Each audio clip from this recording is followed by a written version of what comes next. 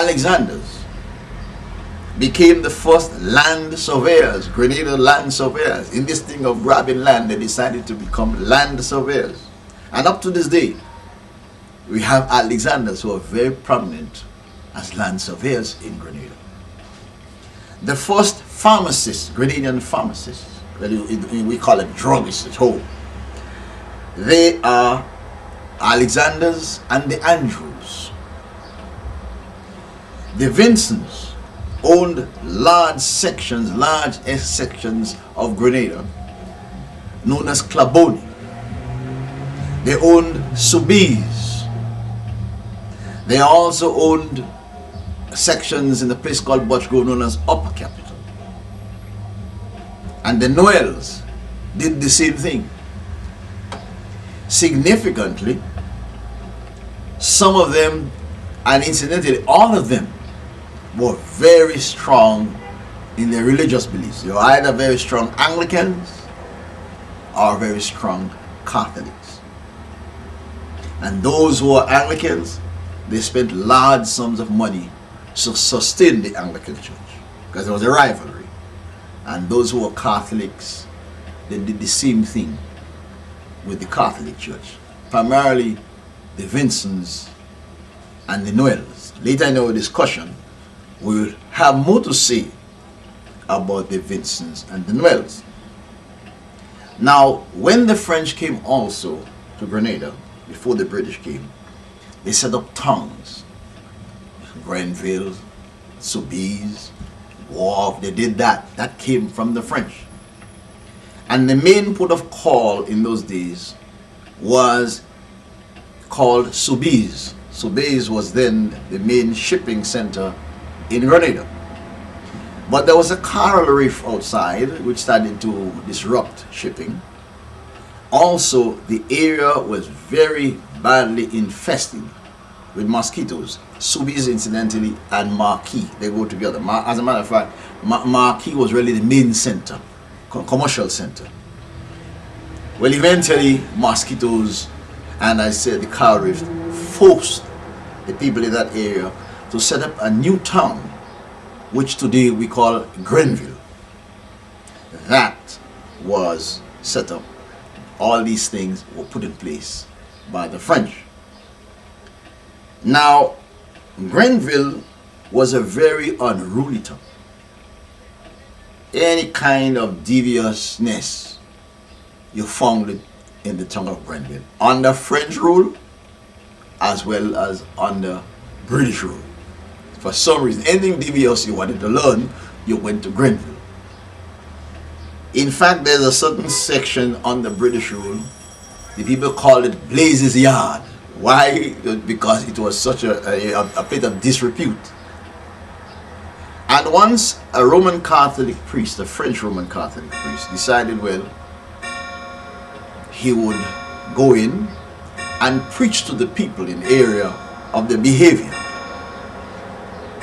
So he set up his box, his preaching box, in a junction in that town we now call Grenville. And he spoke Monday, nothing happened. Tuesday, nothing happened to him. Wednesday, nothing. When it was Thursday, he decided to challenge the women directly because they seemed to be the chief culprits. And the women held the priest and they beat him up. That priest, his name was Father L'Abbé, and consequently the town was given the name L'Abbé. So Grenville has two names, Grenville or L'Abbé. And some people tell it is because it is by the bay. That is not the reason. Because the women had beaten up Father L'Abbé, that French priest who tried to correct the situation.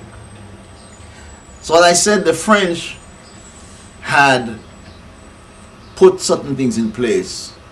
And of course, when the British came, the British was ruthless, destroying everything. But in between, certain things happened. In 1498, Christopher Columbus passed by. He didn't stop. And he saw that island. And the day he saw the island, was on the Feast of the Immaculate Conception. So then he called Grenada Concepcion Island. Then shortly after that, a Spanish, Americo was his name, he was passing by. He saw the island. He didn't stop. He called it Mayo. He went away.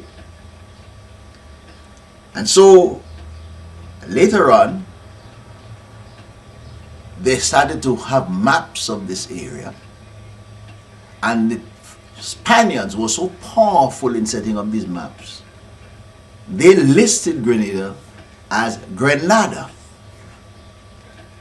They came and they put it Grenada. But when the French came, the French changed the name from Grenada to La Grenade. And La Grenade was a French general. The French general who had been kicking the British out. So they named Grenada after him. Well, when the British came, they said we don't want to do this La Grenade business. We're not interested in Mr. La Grenade. So they call it Grenada as we now have it. Now, as I said, the British came and they met sugarcane, which was put there by the French. During slavery, they had to feed all the slaves. So they used to send their people, they send ships to the Far East to get the breadfruit plant, to plant throughout the Caribbean, to feed slaves. On one occasion, when they went to Java, the captain of the ship, his name was Gurney, he saw nutmegs in Grenada, in Java. And he loved the nutmegs, so he took a basket of nutmegs with him. When he got to Grenada, lo and behold, Grenada looked very much like Java. So he decided he would plant the nutmegs that he had taken from Java and plant them in Grenada. Then he decided, well, if I'm going to plant them in Grenada, I must find a place on the island that looks very much from like the spot from which I had taken that thing in Java. So he looked around, and eventually he found a place in the village, in the parish of St. Andrews, in the village of Butch Grove, Upper Capital as we now call it. And the place in Java from which the nutmeg came was Penang. So if one were to visit the village of Butch Grove and you ask for the village of Penang, that is where the nutmeg was first planted. At that time, the Lessie family was the predominant family in Grenada. So the Lessies became the first Grenadians. Of course, all our white people were being born there because they came and so on. So although they were English people or French people, they were Grenadians at that time. They were born there. So the Lessies, they owned that section. And the Lessies became the first Grenadians to ship nutmegs commercially. So nutmegs were planted for the first time in Butch Grove, in Penang in Butch Grove, by the Lessies, on the Lessies estate. Now, afterwards, the thing spread to various parts of Grenada, like Belvedere became the largest nutmeg estates. Spring Garden, there's another place called Spring Garden. They were very prominent. You had Claboni, you had Marrowbow estates, all these are nutmeg estates. But they all had the origin from Penang in that section of Butch Grove. Since the lessees then started to export nutmegs, they became the first people in the Caribbean to export a spice. We had spices in Jamaica and Haiti or what have you, but they never exported anything. They used them for domestic use. But the nutmeg from the lessee estate became the first spice to be exported. And therefore, the British called Grenada the Isle of Spice.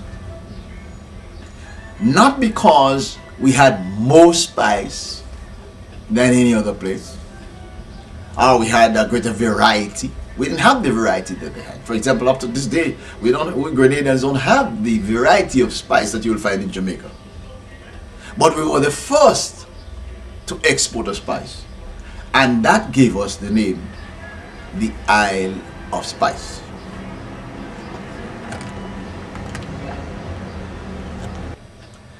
Well, the island of Grenada is now politically independent from Great Britain, and there was a road traveled to get to independence. So we shall spend a little time looking into the journey that we have made. As I said before, Grenada was once under French rule, and the British took it over. The French built a network of roads. They gave us the they gave us Christianity, and they gave us the agricultural estate system. They brought slaveries, and the British came and compounded the problems that we had. And as I said, the British were very, very, very ruthless. But they were very methodical in things they did. And so, for many, many years, they ruled Grenada by remote control. Everything was from England. Everything was from England. They placed a governor on the island and a few government officials, like the financial secretary, the man who was going to handle the money, colonial treasurer he was called. They had a judicial system they put in place. They brought their own judges, they brought their own magistrates, and they set up their own governing body.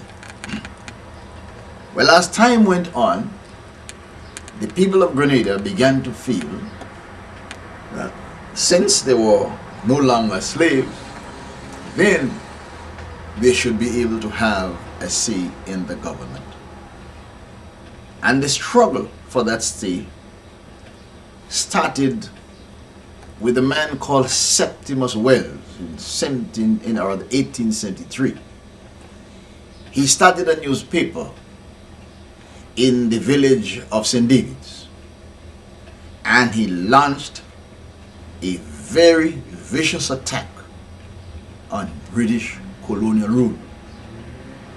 And he started not only to find out the mischievousness of the thing, but started to advocate that Grenadians should begin to have a say in their affairs. While he was doing that with his paper, he encouraged a youngster in the neighborhood by the name of William Galway Donovan to come and work with the newspaper.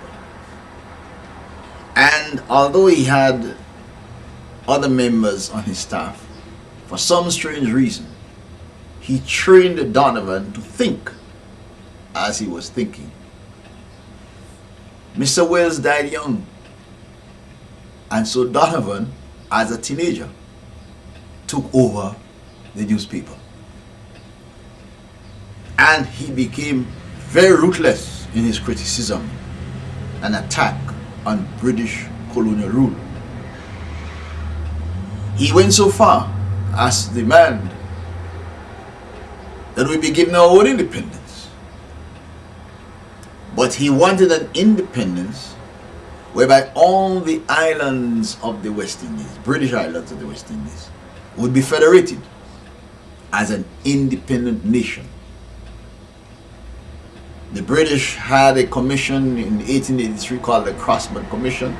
He went there and he laid out his plans for this independence and for greater representation in the government. he was jailed